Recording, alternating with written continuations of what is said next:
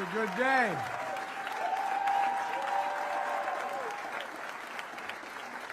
Thank you, Acting Secretary Sue.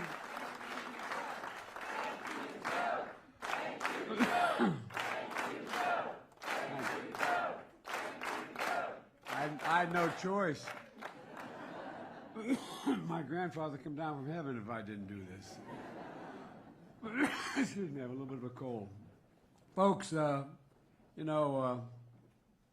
an incredible honor. I really mean that. And I want to thank Acting Secretary Sue and the Department of Labor for this incredible honor. You know, I measure the importance of any award I ever received based on the character and consequence of the organization that's bestowing it. And the Department of Labor is an organization of character and consequence. And I'm honored. I'm honored to be joined today by leaders of character and conscience. Many of you sit right here in the front row, half my cabinet's here.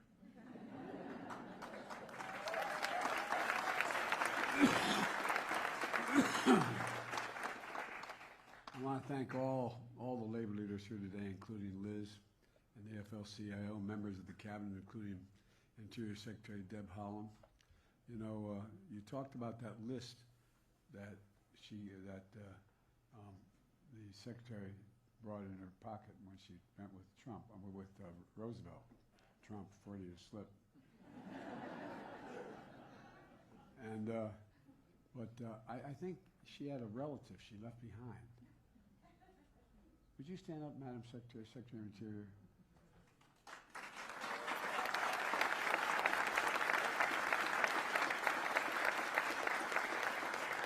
I've been around a long time. She's the only secretary I've ever worked with or had working for me. When I say that's done, she said, no, we have this to do now.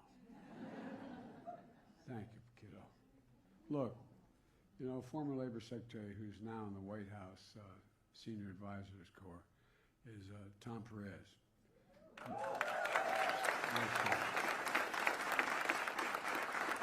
Tom, thanks for sticking with me. And members of Congress, including Maine Senator Angus King and Shirley Pingree, where are you guys? All over the right there. There you go. And by the way, last night we were doing a Christmas event at the house, and I get finished talking to a group of folks from labor, and my wife said, and by the way, his wife's a member of a labor union too. I'm Joe Biden's husband. She's not here today, but she's been a long-time union member of the National Education Association. And it's fitting, with all these powerful women here, that we're gathered at the headquarters of the Department of Labor. Named after one of America's greatest labor leaders, now that's not hyperbole, Frances Perkins. You know, we're honored to be joined by her grandson, Tomlin. Where are you, Tomlin? Thank you, Brad.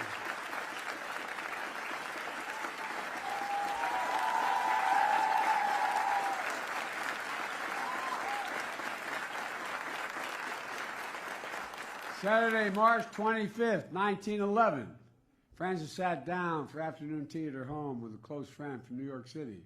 Suddenly, they hear the sound of a distant screams and sirens. The building was in flames. Her instinct was to run to the scene. As she approached the fire and smoke, she recognized the Triangle Shirt Factory, a company that employed hundreds of workers, mostly immigrants and women who worked long hours, crammed into tight quarters, where managers locked them inside to make clothing. In an instant, those workers are trapped in a brutal blaze with no safe exit. Some workers forced to climb out the windows, holding on for dear life until their fingers gave out. Others just jumped, prayed and jumped. A total of 150 lives were lost that day. It was the deadliest industrial disaster in American history. Frances was devastated, but that fire ignited a passion in her. It strengthened her resolve to fight even harder for working Americans and working families. In her decades of service, she became a fierce defender of unions and workers' rights, an architect of the New Deal, the first woman cabinet secretary, I increased on that a little bit because I know what my family's like. All the really bright people in my family are women. and the longest-serving Secretary of Labor in American history. God love you. And the story goes, after Franklin Roosevelt asked her to become his Labor Secretary, Frances Perkins immediately responded by outlining her goals, what she wanted done. She said, I want unemployment relief, overtime pay, child labor laws, minimum wage, workers' compensation, national health insurance, and Social Security. Many of the benefits we take for granted as a consequence of Frances' dedication, insight, and courage. But that, can you imagine walking up to Roosevelt saying, oh, here, I'll take the job, but here's the deal, man. Let's get this straight. Like I said, a little bit like when I asked Frances to do my job. Hard-fought battles with Teamsters and, a real testament to her skill as an advocate for public service. An example that through the Fair Labor Standards Act, she cemented the idea that if you're working a full-time job, you shouldn't have to live in poverty. A simple proposition. If you work a little extra, you should have extra money for overtime. Not a crazy idea. Some even argue about it now. Frances understood what my dad taught me. And you've heard me say this 1,000 times, but he really would say this. He said, Joey, a job's about a lot more than a paycheck. It's about your dignity. It's about respect. It's about your place in the community. It's about being able to look your kid in the eye and say, honey, it's going to be okay, and mean it. That's my dad. In fact, during her 12 years in office, she accomplished everything on her list except expanded health care for health insurance. It took 65 years later and a guy named Barack Obama and I to get the Affordable Care Act passed.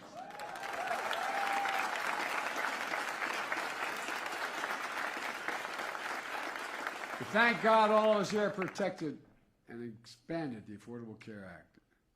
Look, it's clear that Frances Perkins and a generation of activists and labor leaders laid the groundwork for much of what we've accomplished in the last 4 years. We're fundamentally transforming the economy by breaking an economic orthodoxy that has failed this nation for generation after generation, in my view. Trickle-down economics, the notion that if the wealthy do very, very well, a little trickle off their tables, onto our kitchen table. My dad used to say, nothing ever trickled on my table, honey. No, I'm serious. My dad was a really well-read man who didn't get to go. He went accepted at Johns Hopkins, but during the war he never got to go. But my dad was a well-read guy. Well, the primary benefits for the very wealthy and biggest corporations were trickle-down economics. And that didn't do much for working people in the middle class and left too many people behind. Together we built an economy from the middle out and the bottom up, not the top down. Because we know this simple truth. Wall Street didn't build America. The middle class built America. And unions built the middle class. That's a fact. In fact, as the Secretary of Treasury will tell you, I asked her to do a study because I was going to get hit because I knew they'd say by having unions increase in their numbers and their wages go up, we were going to cost people things. Guess what? The study the Treasury did show that when unions do well, all workers do well. Union and non-workers across the board. It matters, it works, it's fair. Kamala and I are so proud of the great job creation record of any, actually the greatest job creation of any single president in a single term. Over 6 million new jobs so far, including 1.5 million manufacturing and construction jobs. Good paying jobs you can raise a family on, don't have to require a 4-year degree. And get this, there are more women, especially mothers in the workforce, than ever before in American history.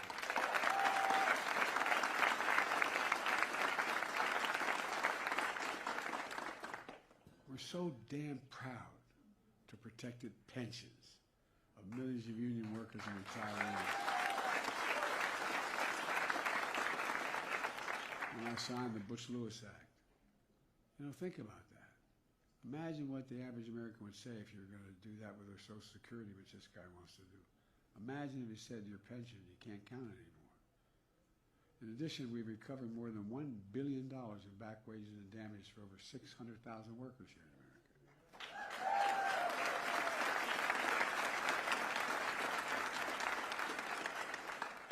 We push for a right to a living wage and your right to overtime pay. Jobs and factories are coming back home to America because we invested in an American agenda. We're modernizing American infrastructure. Last guy had the job, he had infrastructure week every week. Didn't build a damn thing. Well, guess what? We built a lot, and guess what's coming? Look, folks, one of the things that is frustrating, I knew this was going to happen because I've been around a long time. I talked over to the Secretary of Agriculture and other places. Guess what? All the things, we have $1.4 trillion in economic and infrastructure growth. That's thousands of good-paying jobs. The CHIPS and Science Act, investing billions of dollars, building these fabs that are going to house hundreds of people working, thousands. They're going to be getting paid about an average $102,000 a year and don't need a college degree. So much is going on. But it's going to take a little bit of time.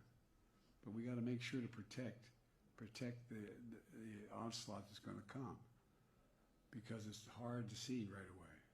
And by the way, I know I got criticized by putting as many of these programs in red states as blue states. Actually more. Well, guess what? The red state guy screwed it up. And we got a benefit. We represent all of America. Not just blue America, not just Democrats, but all of America. Look, as we do all this, we're buying America, using American workers, using American products. And we're standing up to American steelworkers against China's unfair trade practices. We appointed a National Labor Relations Board that actually believes in unions, has pro-union members on the board.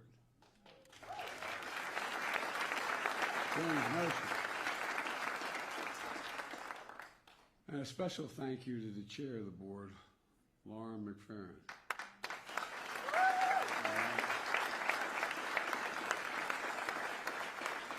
Seriously, where are you, Lauren? Thank you, Lauren. Don't be so shy. Stand up. Let me see.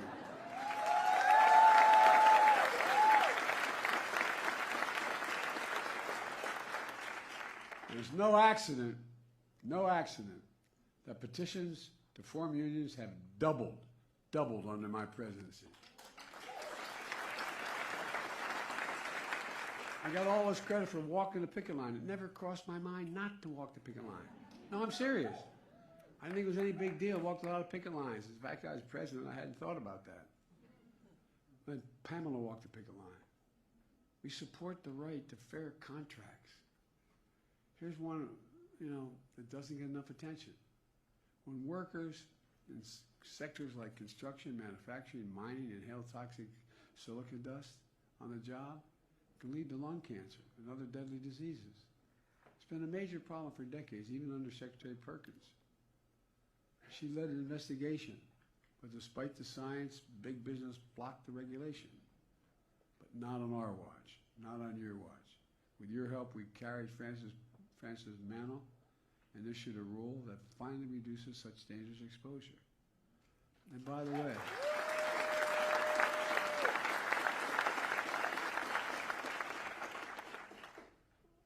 our Secretary of Veterans Affairs is sitting in front of me here, one of the really good guys. I really mean it.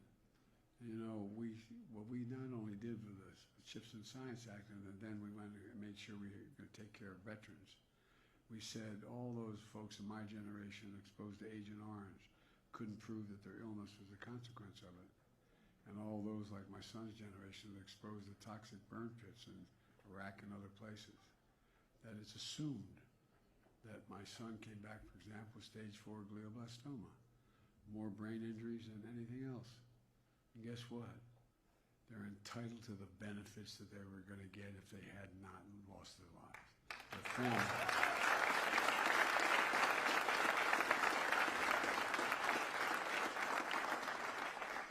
And to ad-lib here a little bit, I think the American people are beginning to figure out all we're doing is basically decent and fair. Just basically decent and fair. We have a lot of sacred obligations. I got in trouble for saying this before. But we only have one truly sacred obligation: to prepare those we send into harm's way and prepare for them and their families when they come home. And that's a simple proposition. Finally, that's happening. What you got, another million now? 1 million you're taking care of. Make no apologies. I'm so damn proud of that.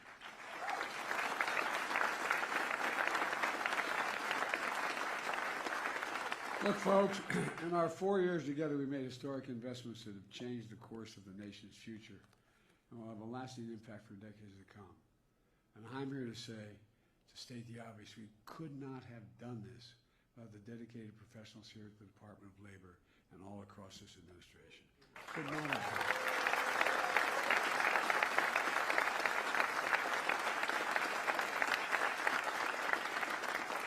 And I'm damn proud to be known as the most pro-labor administration in American history, because we are. We are. We make no apologies.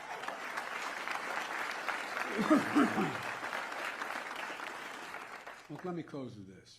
Frances Perkins once said, "The people are what matter to government, and the government should aim to give people, all people, under its jurisdiction, the best possible life."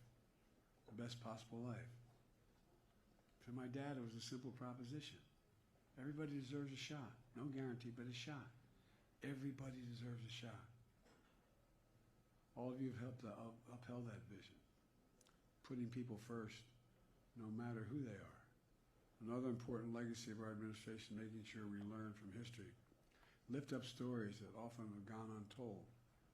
Earlier this year, during Women's History Month, I signed the first ever executive order on recognizing and honoring women's history to increase representation of women in historic sites all across America. Today I'm proud to stand here in the Frances Perkins building, headquarters of the Labor Department, to designate Frances Perkins Homestead in Newcastle, Maine, a national monument.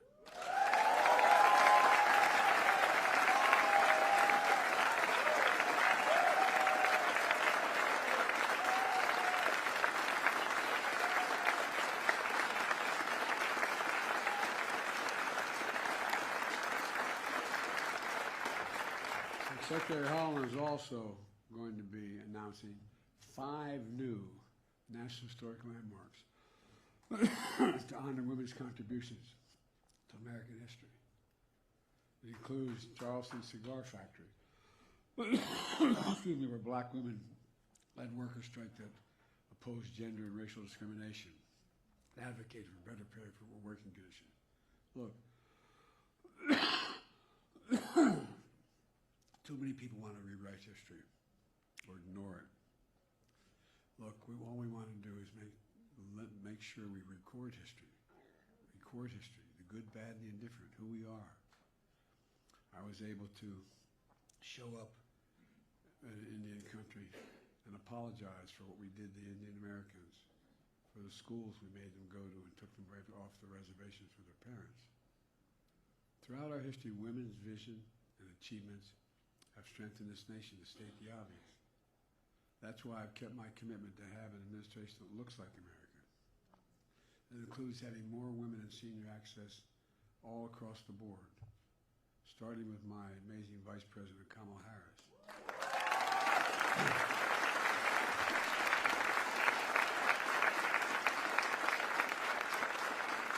It's about time we honor them in building an American Women's Museum and History Museum on the Mall. And the Women's Suffrage National Monument on the National Mall. And by the way, it's time for Congress to move and authorizing that legislation moving forward. They should do it now before this Congress ends.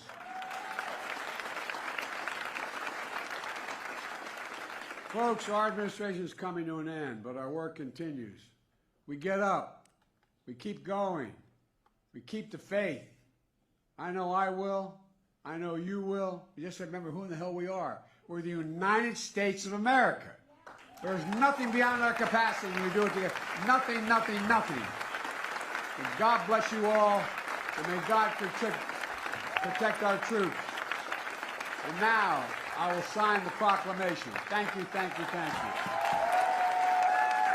Here.